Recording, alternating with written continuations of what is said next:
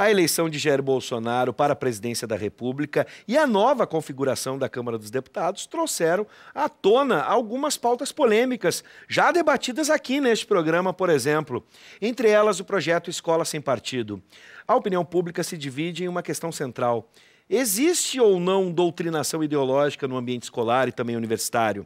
Para debater esta questão e o projeto de lei Escola Sem Partido, vamos conversar com a coordenadora da Frente Gaúcha Escola Sem Mordaça, a professora Russell Terezinha Dutra da Rosa, e o advogado Vinícius Boeira. Boa noite, sejam bem-vindos. Boa noite. E você de casa pode participar da discussão através do WhatsApp, acione o aplicativo e o número é 99588-2374, apenas mensagem de texto. Bom, o projeto Escola Sem Partido está entre as propostas do presidente eleito Jair Bolsonaro para a educação. Em síntese, existe uma concepção de que alguns professores se aproveitariam, abre aspas, da audiência cativa dos alunos, dos estudantes, para aliciá-los para uma corrente ideológica quase sempre de esquerda. Na opinião de vocês, isso realmente acontece nos âmbitos escolar e universitário? E se acontece, né, aqueles que acreditam, de que forma isso acontece? Vou começar com o Dr. Vinícius, depois a professora Russell.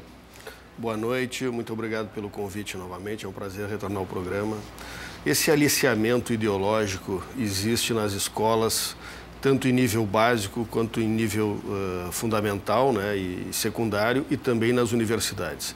Isso não é novo, isso acontece desde a década de 70, mas sofreu um agravamento considerável nos últimos anos, principalmente nos anos em que o PT esteve no governo, e tomou um corpo que acabou criando conflitos de que filhos chamam pais de fascistas, em que filhos já não conseguem mais respeitar os pais e a sociedade, as regras da sociedade, e a gente vê isto de maneira bem tranquila na internet, em vários vídeos, onde as crianças são doutrinadas claramente por professores. Existem vídeos na internet em que o professor diz que quem não votar no PT não vai passar de ano. Ou seja, isso não é invenção, isso não é conversa, isso está gravado em diversos vídeos, em vários blogs, em várias redes sociais, como Facebook, LinkedIn e outras redes sociais, que está disponível para qualquer pesquisa, qualquer telespectador que esteja em casa hoje pode fazer a busca e acompanhar essa doutrinação. Ou seja, então este movimento Escola Sem Partido, que surgiu há mais de uma década em São Paulo, através do advogado Miguel Najib, visa exatamente evitar que isso aconteça.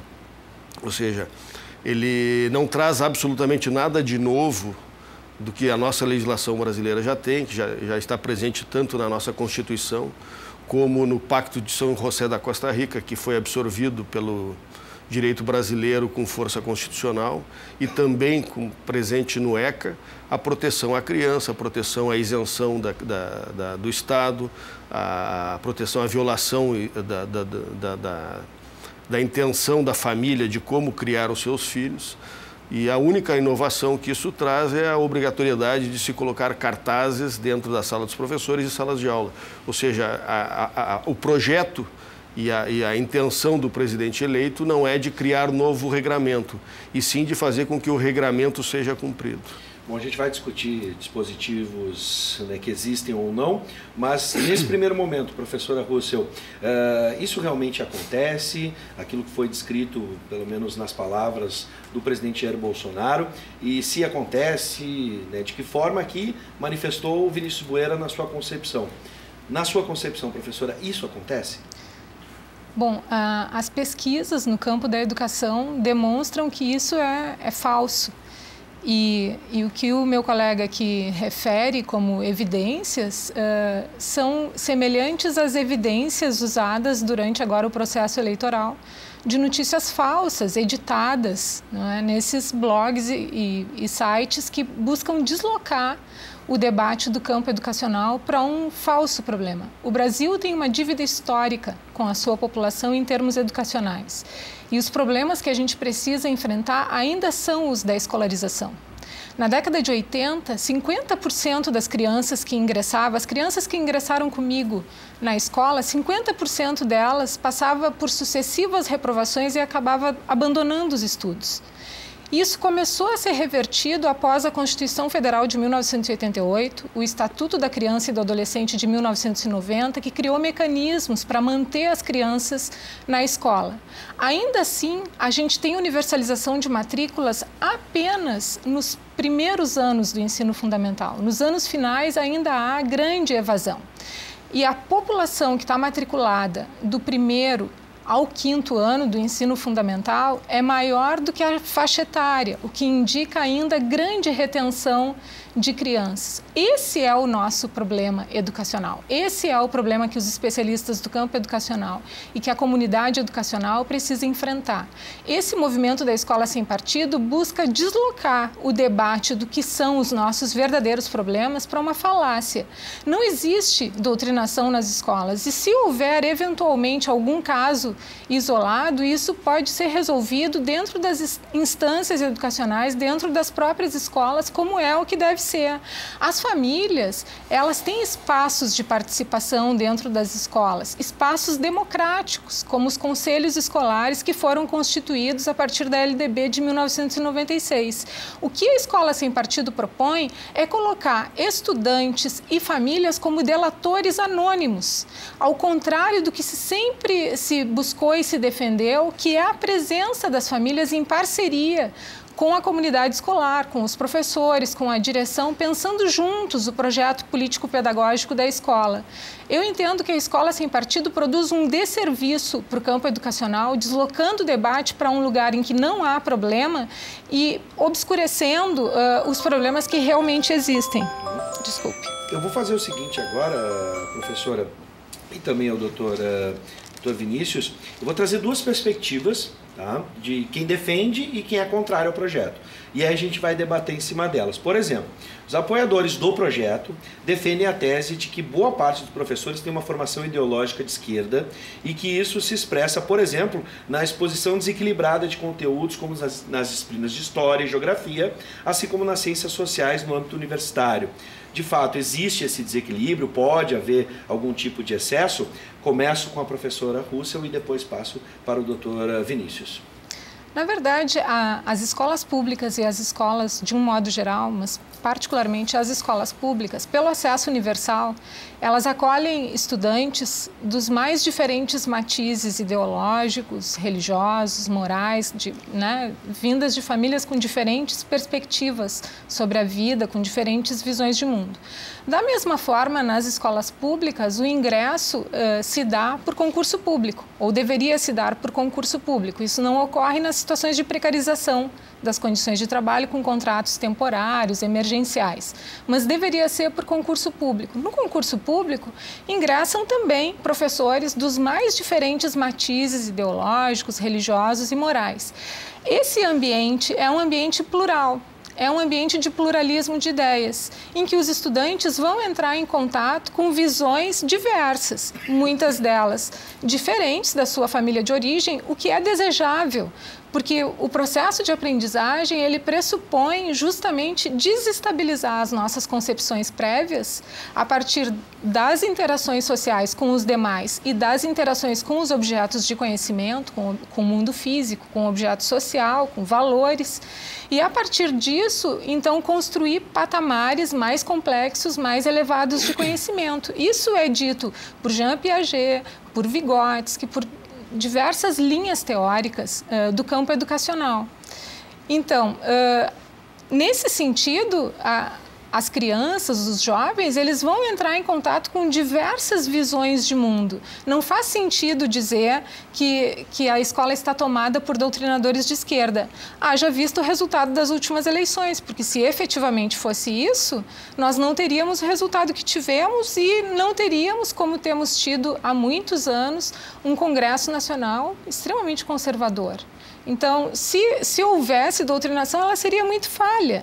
As evidências demonstram que não há. E esses casos que são citados e que buscam difamar os professores e, inclusive, colocar a integridade física dos professores sob ameaça, certamente são situações descontextualizadas, editadas, como as diversas notícias falsas que foram usadas, inclusive com fins eleitorais.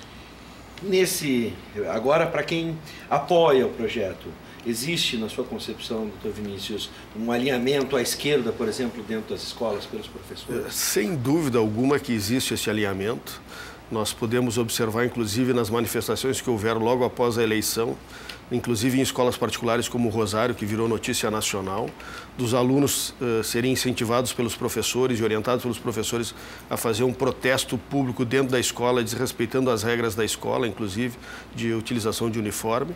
Isso demonstra claramente que existe, inclusive, nas escolas particulares.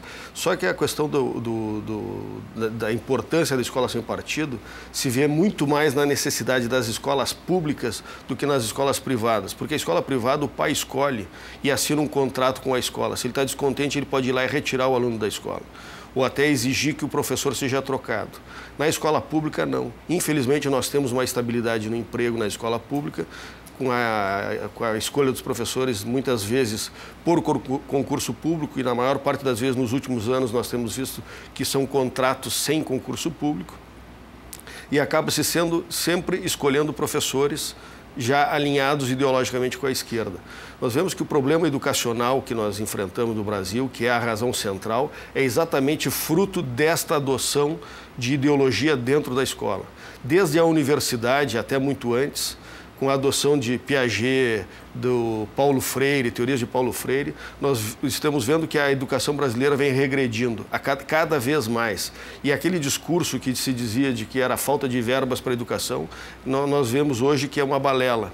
Porque a Prefeitura de Porto Alegre, por exemplo, é a prefeitura de capital que mais investe em educação ao longo de várias décadas.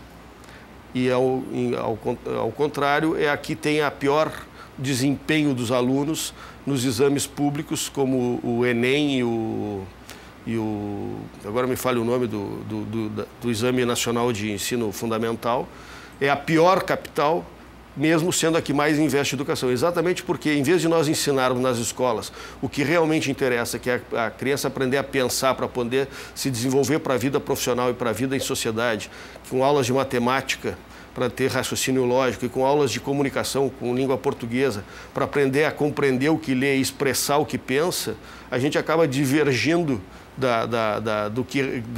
do ponto central do que deveria ser a educação e parte para ensinar diversas matérias, inclusive educação sexual para crianças de 7, 8 anos, que não tem nada a ver em ensinar isto para uma criança para tentar inserir ela na sociedade. Ou seja, isto é a prova cabal de que nós temos uma lavagem cerebral das nossas crianças dentro das salas de aula. Isso nós estamos vendo dioturnamente. E é exatamente isso que precisa ser atacado. Nós precisamos ir no ponto central, parar de divergir, parar de conversar sobre o assunto de maneira fiada e partir parar de tergiversar e partir para o que realmente interessa, que é ensinar as crianças a raciocinar e se comunicar. Bom, eu vou inverter agora a perspectiva, lembrando que a gente está colocando no ar algumas participações e diferentes visões, diferentes lados, né, tentando aqui manter a pluralidade do nosso debate. Críticos ao projeto. Agora eu vou inverter também a ordem, vou começar com o Dr. Vinícius e depois passo para a professora Russell. Críticos ao projeto classificam o movimento Escola Sem Partido como uma espécie de censura e um cerceamento do trabalho dos professores e professoras, né, uma interferência no trabalho dos professores e professoras que são técnicos que respondem pela educação. Uma censura a conteúdos classificados como agenda de esquerda. E aí vamos abrir um pouco, transcendendo não só a política, mas, como foi referido aqui antes, questões religiosas, LGBTs e outros movimentos sociais também, por exemplo. Na opinião de vocês, o movimento trata de qualquer tipo de ideologia, foca ou concentra seus esforços apenas em temas com essa classificação, como muitos dizem, entre aspas, agenda da esquerda? Doutor Vinícius, depois a professora Russell. Bom, nós temos visto que os opositores da Escola Sem Partido alegam que este movimento visa amordaçar os professores, censurar a liberdade de expressão dos professores e trazer a discussão para fora do que interessa, né? inclusive incitando o denuncismo anônimo de professores. Não é absolutamente nada disso. O Movimento Escola Sem Partido traduz o que já existe na legislação brasileira e ele objetiva exatamente que os temas sejam abordados de maneira isenta por todos os professores. Hoje, os professores, quando vão tratar dos interesses da pauta de esquerda, eles acabam dando muito mais ênfase e muito mais tempo e aprofundando muito mais o tema do que quando vão tratar de assuntos que são contrários à agenda da esquerda, inclusive tratando esses assuntos com deboche, com desdém e desestimulando o estudo das crianças em cima deste tema. Na verdade, o professor não tem liberdade de expressão dentro da sala de aula. Não é isso que a Constituição dá. Se o professor tivesse liberdade de expressão dentro da sala de aula, ele não precisava cumprir o currículo.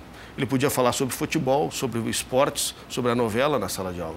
O professor não tem essa liberdade. O que a Constituição dá ao professor é a liberdade de cátedra. E a liberdade de cátedra é bem diferente da liberdade de expressão.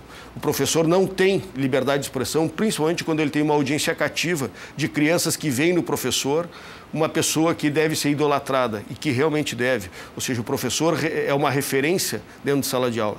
E hoje existe um abuso dos professores exatamente para doutrinar as crianças, para levar vantagem para o seu campo ideológico. E é isso que tem que ser impedido. Nós precisamos manter a isenção do Estado. O Estado tem que ser isento. Isso é dever constitucional. E quem é o membro do Estado, quem é a principal participação do Estado dentro da sala de aula é o próprio professor. E o professor é o que diz respeito a quem vai se recorrer, como vai se resolver este problema. Exatamente aí que ataca fulcralmente o Escola Sem Partido. É informando os pais e os alunos que eles têm o direito de não ser doutrinados, que o professor tem a obrigação de tratar todos os assuntos de maneira isenta, sem convicções ideológicas em cima de cada assunto. Não só ideológicas, mas morais e religiosas principalmente. Ou seja, o professor tem que respeitar a liberdade da família de educar moralmente os seus filhos da forma como entende. E isso não é só questão constitucional, isso é questão de direitos humanos, inclusive. Professora Russell, agora para quem critica o projeto Escola Sem Partido, e uma das principais críticas é essa, se há um foco específico a um tipo de conteúdo para ser ali atacado por esse movimento. Os projetos de lei da Escola Sem Partido, eles têm uma vagueza na definição do que consistiria, do que seria doutrinação ideológica ou político-partidária, cabendo aí qualquer coisa, prestando-se muito para perseguições seletivas e também para produzir a autocensura no ambiente escolar, como já temos visto, porque isso já está se disseminando no tecido social, embora seja inconstitucional, e fira também a Lei de Diretrizes e Bases da Educação Nacional. Esse projeto de lei, ele fere o artigo 5º da Constituição, que pressupõe liberdade de expressão para todos. Não é possível que uma categoria profissional tenha suprimido um direito constitucional, que é o da liberdade de expressão. O projeto também prevê que o professor seja punido, inclusive por manifestação de terceiros, o que é uma forma indireta de também censurar a livre expressão do pensamento dos estudantes. O espaço da sala de aula é um espaço dialógico, é um espaço de troca entre os pares e entre professores e alunos. E precisa ser um ambiente seguro, em que todos sintam-se bem para dizer o que pensam, incluindo os alunos. Se o professor teme ser punido pela manifestação dos seus próprios alunos, ele também irá cercear a liberdade de expressão dos seus alunos. Além disso, a gente tem no artigo 227 da Constituição Federal a previsão da proteção integral das pessoas. E, portanto, trabalhar com alguns temas muito sensíveis na sala de aula, como, por exemplo, as desigualdades entre homens e mulheres, as desigualdades entre as pessoas heterossexuais e as homossexuais, as desigualdades entre pessoas cisgênero e pessoas transgênero.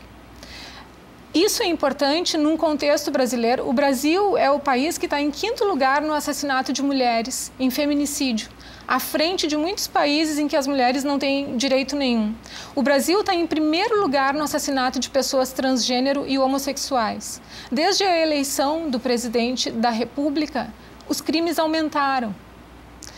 Então, a escola é um espaço também de prevenção a violação aos direitos humanos. E mais, a escola faz parte da rede de proteção à infância e à juventude.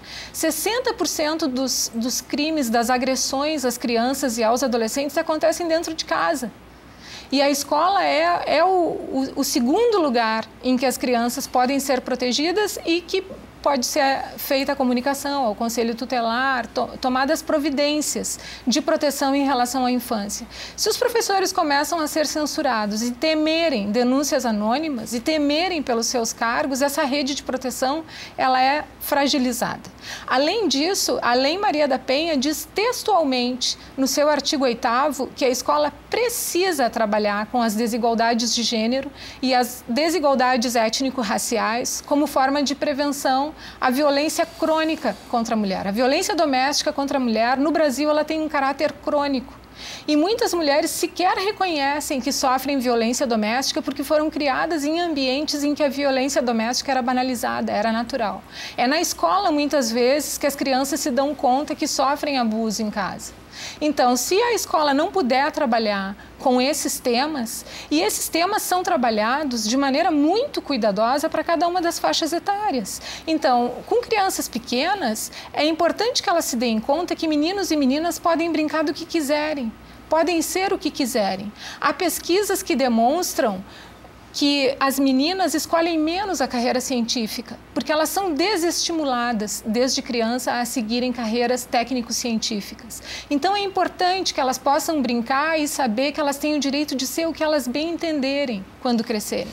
E isso é o que se trabalha com crianças pequenas. Bom, na adolescência, a gente sabe, Porto Alegre, por exemplo, 40% dos jovens de 15 anos já tiveram a sua primeira relação sexual.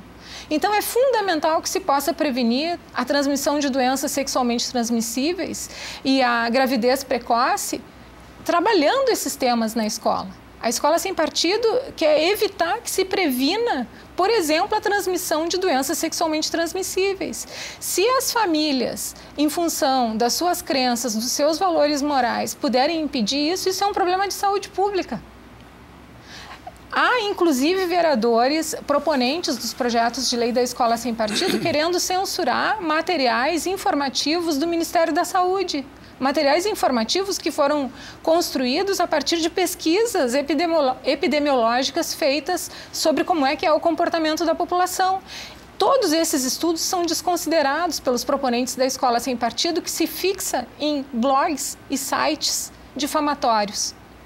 Bom, infelizmente a gente não tem mais tempo e o tema é muito denso. Você de casa pode acompanhar também. Aqui a gente estava debatendo, mas a gente colocou diferentes opiniões no ar. Quero lembrar que o programa vai ser reapresentado às 10h15 da noite. Como o tema é muito denso, eu recomendo que você assista novamente. Também fale com seus familiares para que vocês possam prestar atenção nas duas opiniões, nas duas visões que tivemos aqui sobre o assunto, e a gente viu essa polarização também nas manifestações aí do pessoal em casa. Quero agradecer quem participou e quero agradecer, acima de tudo, a professora Rússel Terezinha Dutra da Rosa, coordenadora da Frente Escola Sem Mordaça, e também o advogado Dr. Vinícius Bueira. Sejam bem-vindos, obrigado por atenderem o nosso convite. A gente sabe como está difícil debater certos temas hoje, algumas pessoas se negam a debater com outras, então por isso eu faço um agradecimento especial. Muito obrigado, professora, muito obrigado, doutor, e que a gente possa manter o debate em alto nível e ele não termina aqui.